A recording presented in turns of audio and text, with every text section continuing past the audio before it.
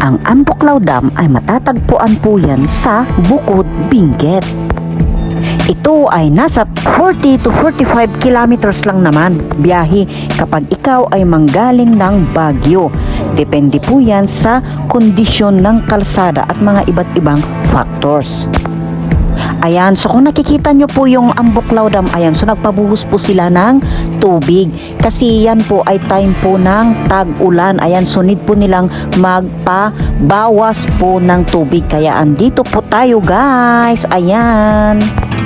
Ang ganda magpa-picture dito guys kasi ito yung isang pinaka-viewpoint dito sa Ambuklaw Dam. Kasi kitang-kita mo yung tubig na bumababa mula doon sa itaas. Kaya ang ganda po niya guys. Ayan. So lahat po kasi ng biyahe natin dito mga summer kaya bibihirang lang po sila magpabuhos ng tubig. Ngayon lang po na tag-ulan yung malakas po ang buhos ng ulan. Okay?